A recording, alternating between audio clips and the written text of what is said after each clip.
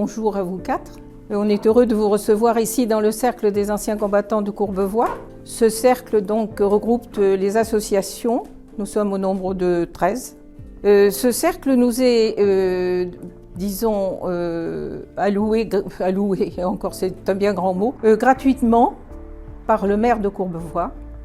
Et nous avons chacun un bureau, ce qui est très très rare parce que je pense que c'est le plus beau cercle qui existe d'anciens combattants, tout au moins dans les Hauts-de-Seine. Jusqu'à maintenant, je n'ai pas vu de semblable. Alors je me présente, je m'appelle Claude Loisier, épouse Véron.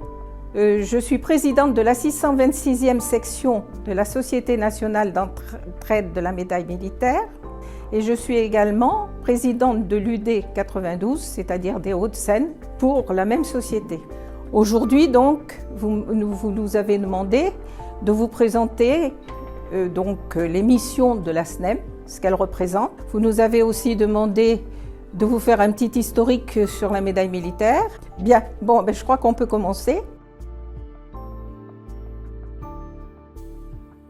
Alors il faut savoir que cette médaille est une médaille tout à fait spéciale parce qu'après les guerres napoléoniennes, Napoléon avait déjà récompensé ses officiers par la Légion d'honneur en 1802, il avait créé la Légion d'honneur en 1802. Après toutes les guerres qui ont suivi, Napoléon III a trouvé quand même que les soldats, comme les sous-officiers, méritaient eux aussi d'avoir une récompense. Donc la médaille militaire a été créée par Napoléon III le 22 janvier 1852, c'est-à-dire 50 ans après la Légion d'honneur. Donc elle récompense les soldats et les sous-officiers.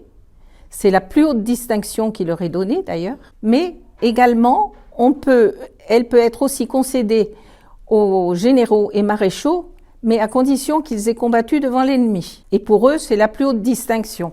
D'ailleurs, à ce moment-là, si vous avez des livres qui vous représentent les maréchaux et les généraux qui ont fait la guerre de 14, Joffre, Foch, etc., vous verrez que ces généraux et maréchaux portent la médaille militaire quelquefois uniquement, ou alors ils la portent avant la Légion d'honneur. Parce que pour eux, c'est la plus haute distinction qu'ils pouvaient avoir. Alors cette médaille a d'abord été appelée la médaille des braves, et puis de toute façon, de nos jours, on l'appelle plutôt le bijou de la nation.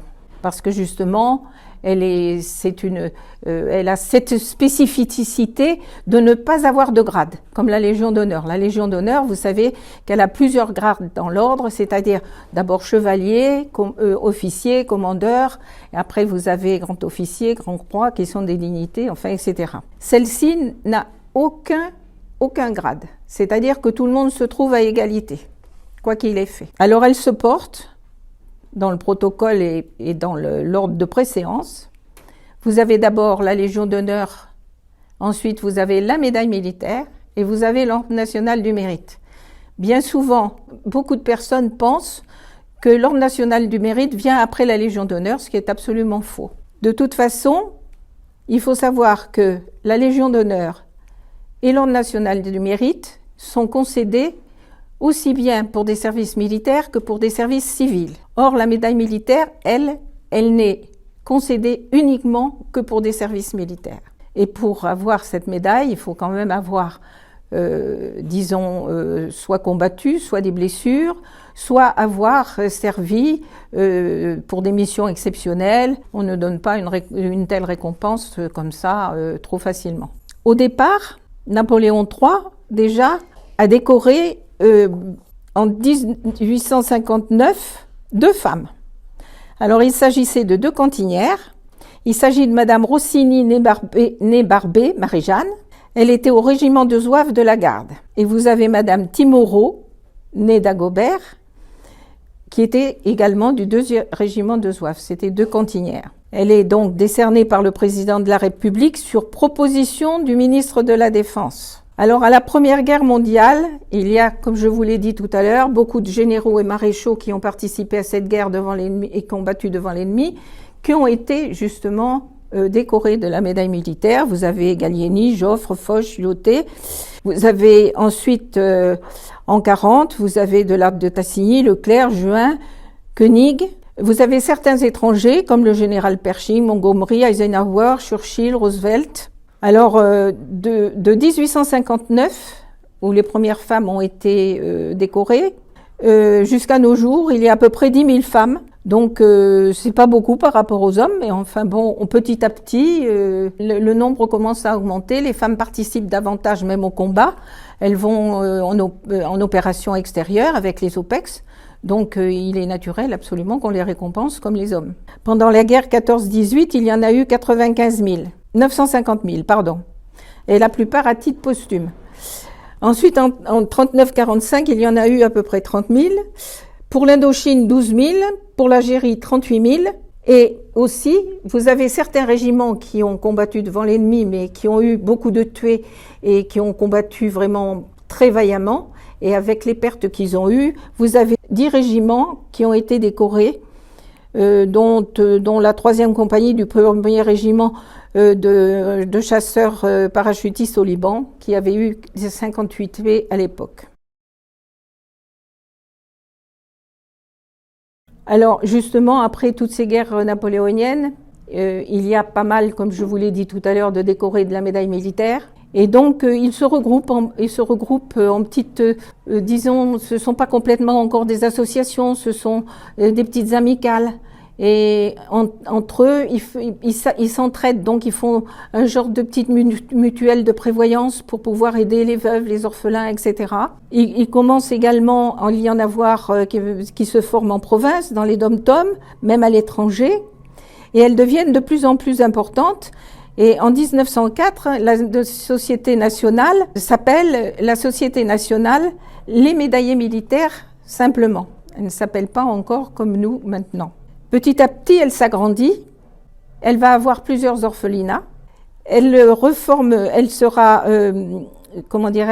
déclarée d'utilité publique en 1911. Et à la refonte de ses statuts déjà en 2009, elle prendra son nom donc de Société d'entraide de la médaille militaire. C'est donc à la refonte des statuts en 2009 qu'elle prendra le nom qu'elle a actuellement. Elle se trouve actuellement donc au 36 rue de la Bienfaisance à Paris, dans le 8e arrondissement, et elle est propriétaire de son immeuble. C'est-à-dire que déjà, si vous voulez, par des dons, par des mécènes, elle avait acquis des propriétés par des legs, et donc ont permis d'acheter des orphelinats, d'acheter des immeubles. Et puis finalement, petit à petit, étant donné que les sections, il y a beaucoup de sections qui se sont créées, tout ça s'est agrandi, tout ça a fait des archives, et naturellement, il a fallu déménager. Donc, ils ont vendu certains établissements pour pouvoir acheter le 36 rue de la Bienfaisance, pour pouvoir mettre toutes leurs archives. Et naturellement, c'est maintenant que la SNEM a son siège, donc à Paris 8e. Alors, à proprement dit, ce n'est pas une association comme je vous l'ai dit tout à l'heure. Comme le Souvenir français, ce n'est pas vraiment une association d'anciens combattants, bien qu'elle en ait beaucoup, puisque beaucoup de militaires ont combattu et sont anciens combattants. C'est plutôt, disons, cette société est plutôt elle est gérée plutôt comme une entreprise.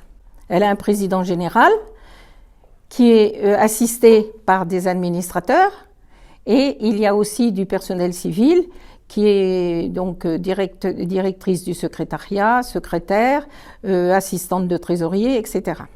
Alors, elle se compose de sections. Alors, actuellement, nous en avons, je crois que c'est 650, à peu près, 630, oui, 630 à 650.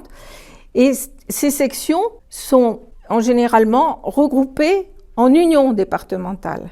Et donc, les unions départementales, il y en a 82. Actuellement, nous avons à peu près 38 000 adhérents. Maintenant, je vais vous parler de ses missions. Alors, sa mission, c'est d'aider naturellement les sociétaires, aider les veuves, aider les orphelins. Justement, en ce qui concerne les orphelins, essayer de les prendre en charge pour leur éducation, pour l'instruction aussi, et pour essayer même de leur donner des emplois si cela est possible.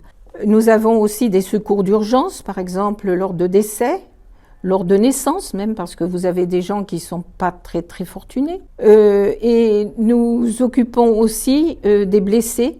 Par exemple, actuellement, comme vous savez qu'il y a beaucoup de blessés dans les opérations extérieures. Par exemple, vous en avez eu au Liban, en Afghanistan. Là, vous venez d'avoir encore les talibans et tout ça. Donc, nous essayons de soutenir les blessés psychologiquement, mais aussi matériellement. Et on essaye aussi de leur trouver un emploi pour pouvoir avoir une reconversion, disons, qui leur convienne le mieux à leur handicap. Et alors, on participe aussi à Invictus. Vous savez, ce sont les handicaps olympiques, mais pour les militaires. Alors pour les retraités, nous avons, comme vous avez pu le voir tout à l'heure, une maison qui se trouve à Hyères, dans le Var. Alors cette maison est entourée d'un grand parc. Les retraités peuvent y trouver refuge jusqu'au départ pour aller dans l'autre monde, c'est le cas de le dire. On peut aller, de toute façon, même les médaillés militaires ou même maintenant des parents ou des enfants peuvent aller y séjourner et il y a un minimum de jours, je crois, c'est 4 jours au minimum. Et de toute façon, la pension n'est pas très élevée. Il y a des chambres de 2 personnes. Il y a des studios qui sont plus ou moins grands, mais enfin, les gens se retrouvent un peu chez eux. Naturellement, il faut vous dire que tous les présidents, et comme les administrateurs, à part le personnel civil qui est employé pour le secrétariat et les affaires courantes, tout le monde est bénévole.